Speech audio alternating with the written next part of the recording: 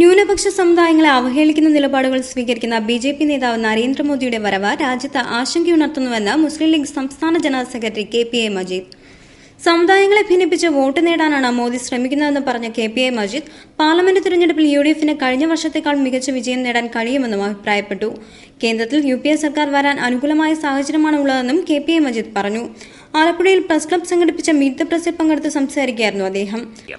അപ്പോൾ ന്യൂനപക്ഷ സമൂഹങ്ങൾക്കെതിരായിട്ടുള്ള അവരുടെ അവശത പരിഹരിക്കാൻ വേണ്ടി കൊണ്ടുവരുന്ന എല്ലാ ക്ഷേമ പദ്ധതികളെയും മൗലികമായി എതിർക്കുന്ന ഒരു മുഖമാണ് നരേന്ദ്രമോദിക്കുള്ളത് എന്നുകൊണ്ട് ന്യൂനപക്ഷങ്ങളെ പ്രത്യേകിച്ച് നരേന്ദ്രമോദിയുടെ വരവ് ആശങ്കയോടുകൂടിയാണ് കാണുന്നത്.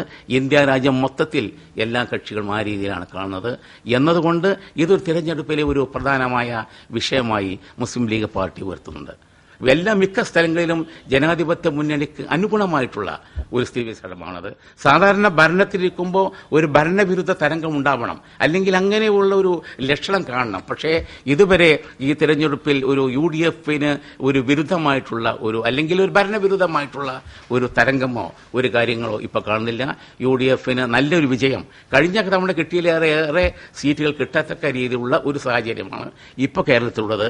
മന്ത്രിസഭാ പുനഃസംഘടനയുമായി ബന്ധപ്പെട്ട അന്തിമ തീരുമാനം മുഖ്യമന്ത്രിയുടേതാണെന്നും ലീഗിന്റെ നിലപാട് ഇപ്പോൾ വ്യക്തമാക്കുന്നില്ലെന്നും KPA മജീദ് പറഞ്ഞു. RSP പോലുള്ള മുന്നണികൾ UDFിലേക്ക് വരുന്നതുകൊണ്ട് ലീഗിന്റെ സീറ്റ് നഷ്ടമാകില്ലെന്നും KPA മജീദ് അഭിപ്രായപ്പെട്ടു. അതേസമയം മലപ്പുറത്തെ ലീഗും കോൺഗ്രസും തമ്മിൽ പ്രശ്നങ്ങളൊന്നുമില്ലെന്നും അദ്ദേഹം വ്യക്തമാക്കി. കൂടുതൽ സീറ്റുകൾ ആവശ്യപ്പെടേണ്ട സാഹചര്യമുണ്ടായിട്ടും രാജ്യത്തിന്റെ പൊതുതാൽപര്യത്തിനു വേണ്ടി സീറ്റ് വിട്ടുവീഴ്ചയ്ക്ക് ലീഗ് തയ്യാറായതാണെന്നും അദ്ദേഹം കൂട്ടിച്ചേർത്തു.